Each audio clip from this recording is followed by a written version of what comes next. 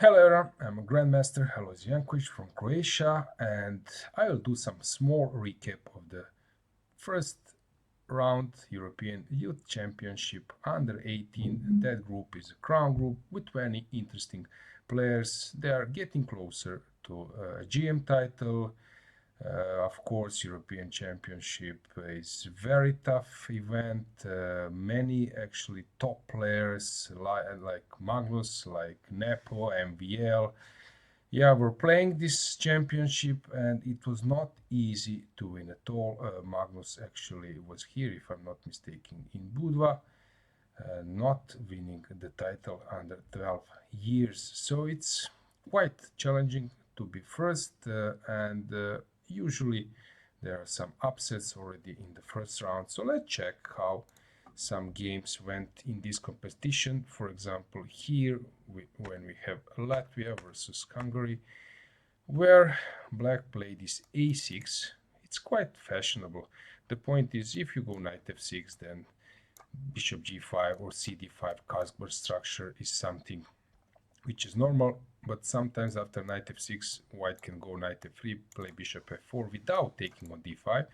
With this a6 move, black is actually trying to force white to enter this Kasper structure, and even when the pawn is on a6 and later black plays this c6, there is this minority attack line. For example, here if white starts playing solidly and normally, and then at some stage push b4, a6 is normal reaction against this minority attack.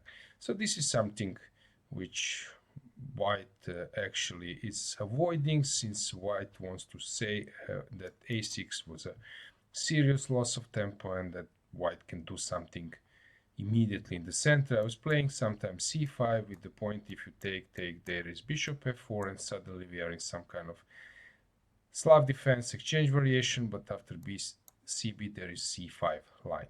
Here white went for this popular e4 move, which is the most challenging, but now white is basically saying there is no knight on f6, which is a normal position, for example, in this exchange queen's gambit, and now a4 is not on the menu, while here after a6 cd ed knight f3, white can go e4. Of course knight f6 is possible, but here there are some other lines, so this e4 takes and knight g5 is very interesting line. But I was a bit impressed how black handled this line, bishop c4. The point is, if you take, there is this nice queen h5 double attack, and black cannot take on c1 since this is a checkmate, while after g6 there is queen g5, and any other move allows queen f7, but bishop e7 is defending that mate, but this looks very, very risky for black, and black can barely hold here. So after bishop c4, knight f6 is an important defense, knight on the rim is a dim. Sometimes, of course, it's an important saying, but stopping checkmate is top level priority. Here, knight f5, actually all best moves, and black was up to a task playing kicking the knight. Garry Kasparov has said that kicking the knight from c3 is always an idea. That's why Engine came with this a3 concept later. And I love the way how black now played this position. It's slightly better for white, but he made everything looks very easy, and slowly creating even some action. Of course, there are some mistakes here.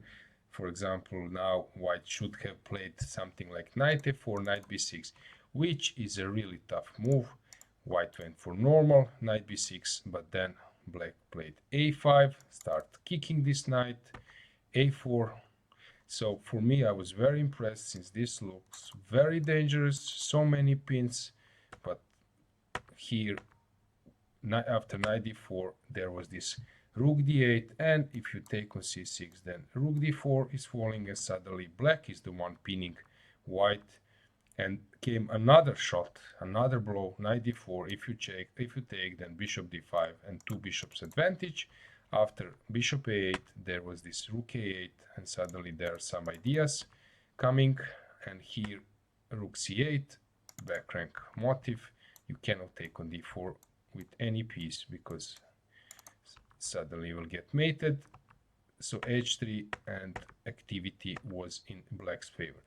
This looks very solid, nothing is happening, but black actually was doing great here, since he was able to win this position. Looks quite like solid for white, but always in chess, this is Magnus Carlsen style, is possible to create something stopping king, march, repeating some moves, and then actually black was playing without the piece. Slowly black managed to outplay white. It was of course quite drawish, but then came this fabulous shot. Actually, this was known from Karpov, this g4 Karpov's game, and this is something which actually turned the tables, because now if you take on h4, there is h3, and if you go here, king g5 takes, and suddenly this h3 is a serious asset. All the pawns are on the dark squares, and here actually after g4 white was lost, and came fantastic, yeah, last shot, and e3, and suddenly black won another pawn, and after 94 it was not possible to stop both pawns because this one is promoted. Very impressive finish, and this shows like, yeah, it shows how it's important to always play on even in some positions which looks very equal. This game also very interesting. Nimzo in Queen's Indian. Actually, these days some players like Keimer, like top players, were saying that b6 the only way is to create chance against Catalan, because now there is at least you can go Queen's Indian, but there are some players playing g3, and now you are sort of forced to enter Benoni. So this is the way sometimes how black players are now avoiding this d5 g3 Catalan, which is really hard to win and to create something. You can even recall Gukesh versus Varmedam last European Club Cup a few days ago, where actually Varmedam was having a really nice, enjoying nice table advantage right after the opening. This is known line. You can play a5, c5, queen e7. I was analyzing this a lot. Bishop d2 is quite safe. This was known from Ivanchuk game. There was, I think, a famous game Ivanchuk versus Najdic, and now this is the main line. Since any taking is bad, 94 is the main move, takes, and there is this d5 stuff. This was actually Ivanchuk's game. Kushadasi, Turkey, a long ago, 2006. I was playing there as an IM. That event was won by my competitor Zdenko Kozul. So this is the main line. Here we have similar thing, but now black went for this 92 and playing this line, sacrificing the exchange. But I love the way how you will see queen e3, black is not threatening anything yet, and after queen g4, rook d1, protecting d4, not castling, no chance for castle, no chance for castle, but then slowly white felt safe here, and not afraid of this position. And then after this rook g1, queen was trapped, takes, and two rooks are better, of course, in open position, and this is some kind of open position. And fast forward in few moves, it actually become obvious that black is not having a compensation, because two rooks are too strong open files, and if you go knight c5, this one is falling. Very nice win. Then we had another game I was actually already telling you about, that was that favorites are having tough time in this event, 2500 versus 2200, and here actually 2200 played a really impressive game, going all in against high rated opponent. And here, no matter engines are saying that this is not the most precise play, because here knight b5 was an important move, but the way how white pressed was actually very, very impressive. So if you castle, of course, then this, and whatever you do, if you go here, bishop b6, a b6, there is a famous trick. I believe if you stop the video for a moment that you will spot this tactic, queen d3. Fabulous stuff, nice tactics, double attack. Usually I'm saying in broadcasts that double attack, the pin and unprotected piece are the three most common tactical shots in chess, and that's why we cannot play against engines. So that was very well calculated. If you go on this side, then there is this fork which decides the game. So after knight b5, king f8 was actually necessary, not allowing. Now if you go to the same line, king f8, bishop c7, queen goes here, takes, and queen d3 is not a double attack. That was actually the point. But here, fast forward, always white has an compensation, even if the king is in short castle, since two bishops are too strong and there is a d5. I would put it this way. Let's say that black is in castle, that the white would have compensation anyway, but maybe not for advantage, but at least for a draw. This way, when this rook is out of play, white just increase the pressure, bring some pieces. But here there was a fabulous combination which was deciding the game. Curtains, rook d8, phenomenal blow. If you take, there is queen c5, there is knight e6 first, very important first move of the combination, and bishop c5, forcing black king to stop on the diagonal, and wherever you go, there is a checkmate. Very nice motive. So after rook d8, black realized that he cannot take the rook, and after a6 came this queen d2, and if you take, this is the points, takes, and exploiting this pin with a decisive effect. Knight d7 was played, rook c8, threatening bishop c5 in some lines, bishop a4, and here bishop c5 was possible, but he didn't want to go for this position, which is also dead lost. But here came a final blow, rook e8, and that's basically it. Since here there is even this queen d6 and on queen e7 check, and this is a checkmate. Very nice game. Then we can check another one. Here I wanted to put an emphasis on this position. So, okay, maybe even a little bit later.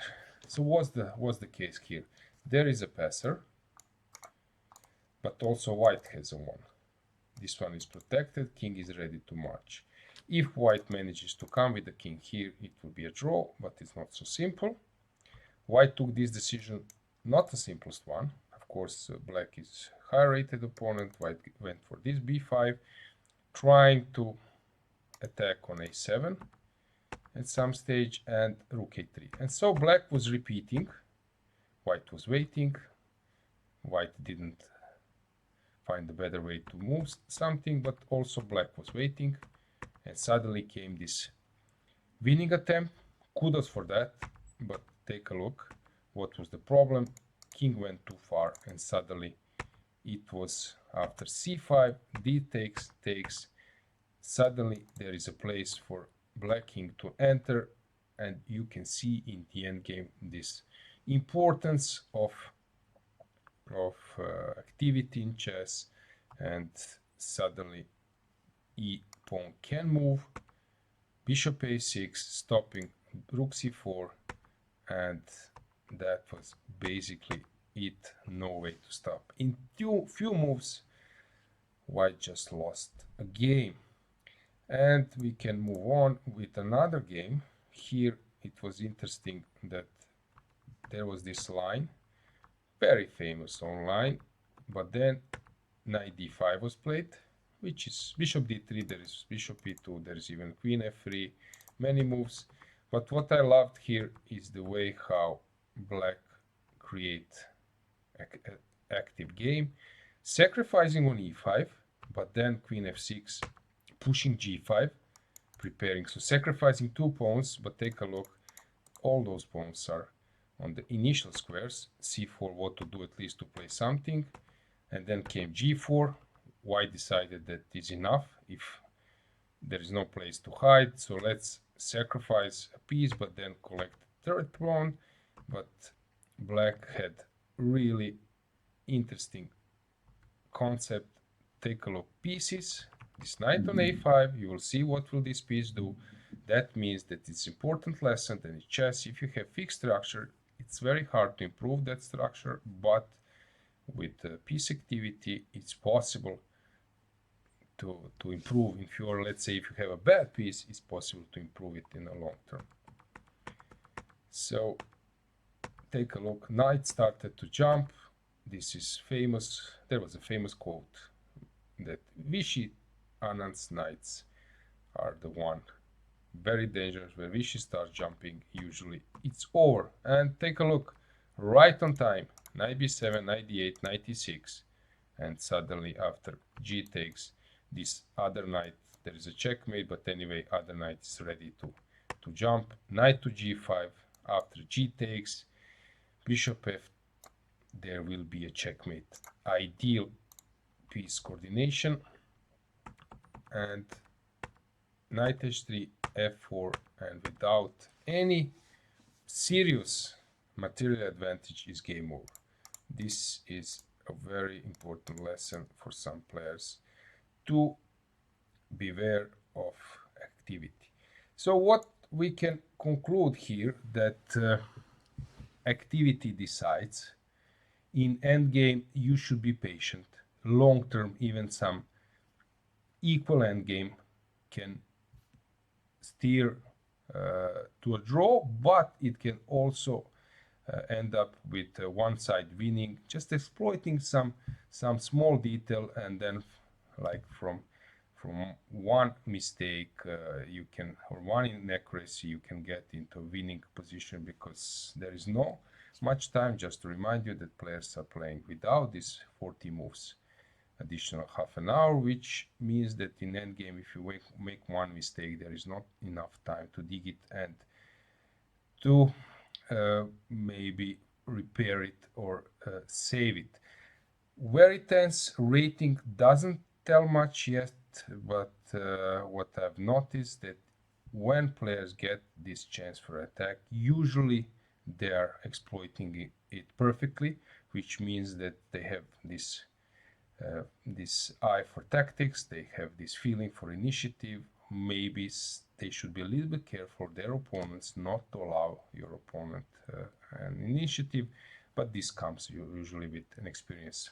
Very interesting tournament so far, and yeah, we will do the commentary also on other rounds. So many material, many competitions, but this under 18, as I mentioned, is the crown of this event. So stay tuned and see you in the next videos. Bye.